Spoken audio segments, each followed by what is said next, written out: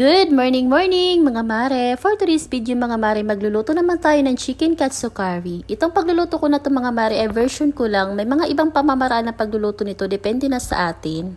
Meron ako ditong 3/4 kilo na chicken breast. Ayan, finilay ko lang yan na medyo maninipis lang. Huwag natin itatapon yung mga buto kasi pwede pa natin yan ipangsahog sa mga pansit o kaya sopas. Ginamitan ko lang ng tenderizer meat itong ating mga manok nang sa ganun maging juicy ito. Sa mga oras na yan, nasa tabi ko yung aking anak at nanggugulo nga siya. Pero carry nga lang, ganun talaga pagka nanay tayo at pag may toddler tayo sa bahay. Ngayon mga mari, tinimplahan ko nga lang ito ng mga pampalasa tulad ng paminta, asin, paprika at kaunting liquid seasoning. Tansya-tansya nga lang yung aking paglalagay dyan mga mari at minarinate ko lang for 10 minutes.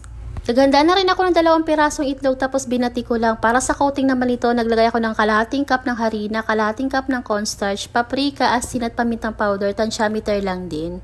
Gagamitin tayo ng breadcrumbs ito mga mare at depende lang ito kung gaano karami yung makukonsumo natin. Ayan mga mare, after 10 minutes, i-coat na natin ito sa harina, itlog at saka itong breadcrumbs. Press na natin ang very light nang sa gano'n ay kumapit yung mga breadcrumbs dito. Tinuloy-tuloy ko nga lang yung pag-coat sa ating mga chicken breast hanggang sa matapos ako at naghiwalay nga lang ako ng kalating kutsara ng harina dun sa ating pang-coating. Dahil gagamitin natin yun na pampalapos sa ating sauce, ayan mga mare, gumamit lang ako 2 pirasong patatas, carrots, 2 sibuyas, 4 cloves naman ng garlic. Hiniwa-hiwa ko lang yan tapos ayan, sa ngayon piprituhin ko naman itong mga manok. Pinrito ko lang nga itong mga chicken breast hanggang sa maging golden brown itong mga mare at tinuloy-tuloy ko pa nga yung pagpiprito na to sa second batch pa. At ito na nga matapos ko maprito itong ating mga manok.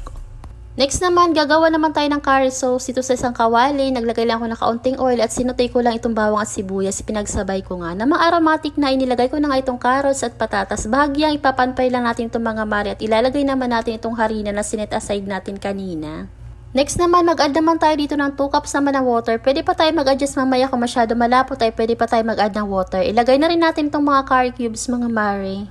Any brand ganito mga mare ay pwede natin gamitin pero itong aking ginamit ay Marca Piña na brand. Baka naman, cherries. Ayan mga mare, pag wala naman tayong curry cube ay pwede tayo gumamit dito ng curry powder na mabibili natin sa palengke na tagli 5 piso or 10 piso.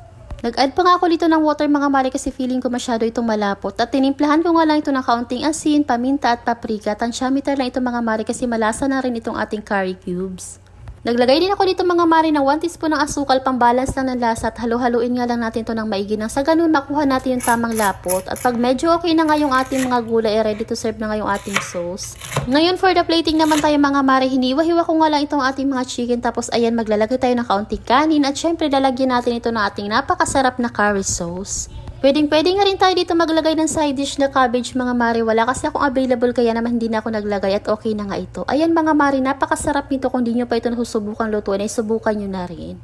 At kung nagustuhan mo ang video na to mga mare, huwag kalimutan mag-like and follow and pakishare na rin. And yun lang muna for today's video mga mare. Maraming salamat sa inyong panonood. God bless.